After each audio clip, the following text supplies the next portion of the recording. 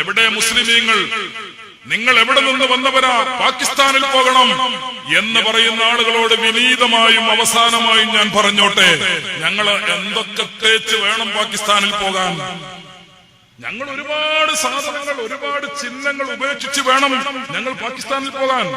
ഞങ്ങള് കുത്തുബ് മീനാർ ഉപേക്ഷിക്കണം, ഞങ്ങള് താജ്മഹൽ ഉപേക്ഷിക്കണം, ഞങ്ങള് ഒരുപാട് ചിഹ്നങ്ങൾ ഈ രാജ്യത്തിന്റെ തലസ്ഥാനത്തും മറ്റ് കേന്ദ്രങ്ങളിലുമുള്ള സാംസ്കാരിക കേന്ദ്രങ്ങളും ചരിത്രപരമായ ചിഹ്നങ്ങളും അതെല്ലാം ഉപേക്ഷിച്ച് വേണം ഞങ്ങൾ പാകിസ്ഥാനിൽ പോകാൻ. നിങ്ങൾക്ക് മറ്റെവിടെയെങ്കിലും പോകാൻ ഒന്നും ഉപേക്ഷിക്കേണ്ടതില്ല.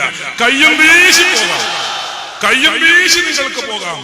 ഞങ്ങളുടെ പൈതൃകമുണ്ട് ഇവിടെ, ഞങ്ങളുടെ സ്വത്തുക്കളുണ്ട് ഇവിടെ, ഞങ്ങളുടെ സാംസ്കാരിക ചിഹ്നങ്ങളുണ്ട് ഇവിടെ. അതൊക്കെ ഞങ്ങളുടെ രാജ്യത്ത് ഞങ്ങളുടെ പൂർവീകന്മാർ നേടിയെടുത്ത ചിഹ്നങ്ങളാണ്.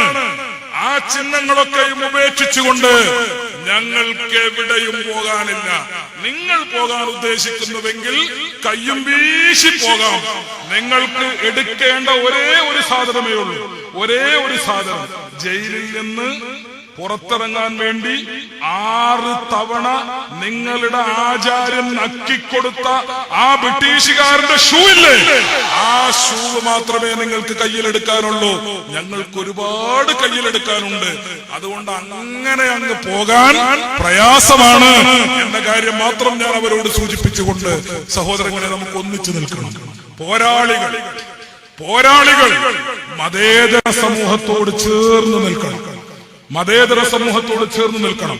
ഞാൻ ആമുഖത്തിൽ പറഞ്ഞ ഒരു കാര്യം ആവർത്തിച്ച് പറയുന്നു. ഇത് മുസ്ലിമീങ്ങളുടെ മാത്രം പ്രശ്നമല്ല, ഇത് മുസ്ലിമീങ്ങളുടെ മാത്രം വിഷയമല്ല, ഇത് ഈ രാജ്യത്തുള്ള സർവ്വ പൗരന്മാരുടെയും വിഷയമാണ്. ഈ രാജ്യത്തിന്റെ നിലനിൽപ്പുമായി ബന്ധപ്പെട്ട വിഷയമാണ്. അതുകൊണ്ട് മതേതര സമൂഹത്തോട് ചേർന്ന് നിന്നുകൊണ്ട് ഈ പോരാട്ടം നമ്മൾ മുന്നോട്ട് കൊണ്ടുപോകണം. ഒരു കാര്യം തീർച്ചയാണ്, ഈ പോരാട്ടത്തിൽ നമുക്ക് ജയിച്ചേ പറ്റൂ. ഈ പോരാട്ടത്തിൽ നമുക്ക് ജയിച്ചേ പറ്റൂ.